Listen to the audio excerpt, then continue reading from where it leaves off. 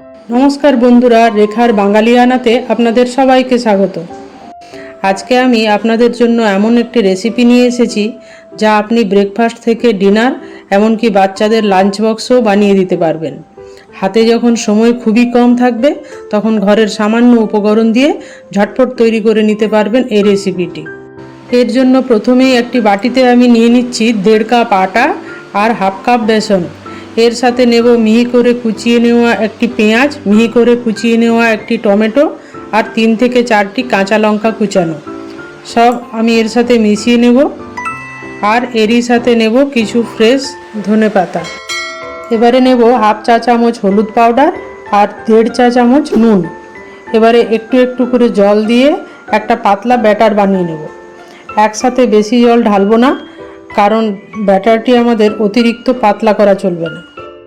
কারণ ব্যাটারটি অতিরিক্ত পাতলা হলে আমরা যে গোলা রুটি বা চিলা বানাবো সেটি তাওয়াতে পাল্টি করার সময় ভেঙে যেতে পারে। এরপর আমরা মিশিয়ে নেব 1 চা চামচ জিরে গুঁড়ো আর 1 চা চামচ লঙ্কা গুঁড়ো। সমস্ত কিছু ভালো করে মিশিয়ে নিয়েছি। এরপর একটি চাটুতে 1 টেবিল স্পুন সরষের তেল গরম হতে দেব। তেল গরম হলে একটি শুকনো লঙ্কা আর 1 চা চামচ সরষে দিয়ে দেব। আর দেব 1 চা চামচ চানা ডাল আর 1 চা চামচ বিউলির ডাল। ডালের কালার হালকা গোল্ডেন হলে দিয়ে দেব 5-6টি কারি পাতা। এবারে গ্যাস বন্ধ করে এটি আমাদের তৈরি করে রাখা ব্যাটারে ঢেলে দেব আর ভালো করে মিক্স করে নেব।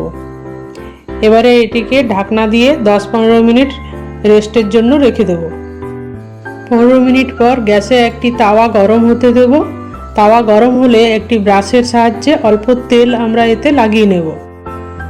অতিরিক্ত তেল একটি টিস্যু পেপার দিয়ে মুছে দেব। আর প্যানের টেম্পারেচার একটু কম করতে সামান্য জলের ছিটে দেব। এবারে 1 হাতা ব্যাটার নিয়ে তাওয়াতে ঢেলে দেব। আর এই হাতার সাহায্যে ব্যাটারটি আমরা প্রয়োজন মতো স্প্রেড করে নেব। মিডিয়াম গ্যাসে এটি 2 মিনিটের জন্য ফ্রাই হতে দেব। উপরের পার্ট শুকনো হয়ে এলে ব্রাশ দিয়ে অল্প তেল লাগিয়ে দিলাম। এবার একে পাল্টি করে দিয়ে আবারও 2 মিনিট ফ্রাই হতে রেখে দেব। 2 সাইড উল্টে পাল্টে ভালো করে ফ্রাই করে নিয়ে আমরা এটি একটি প্লেটে রেখে দিলাম।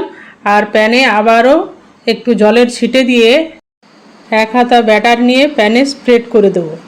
2 মিনিট পর ওপরের পার্টে তেল লাগিয়ে এটি পাল্টি করে দেব এবং অপর সাইডটিও 2 মিনিট সেঁকে নিলাম।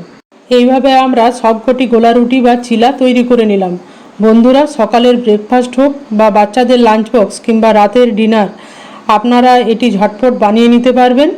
আমার রেসিপিটি যদি ভালো লাগে তাহলে লাইক করে দেবেন আর বন্ধুদের শেয়ার করে দেবেন। আর প্লিজ আমার চ্যানেলটি সাবস্ক্রাইব করতে ভুলবেন না। আজকের মতো এই পর্যন্তই। আবারও নতুন কোনো রেসিপি নিয়ে হাজির হয়ে যাব। ধন্যবাদ।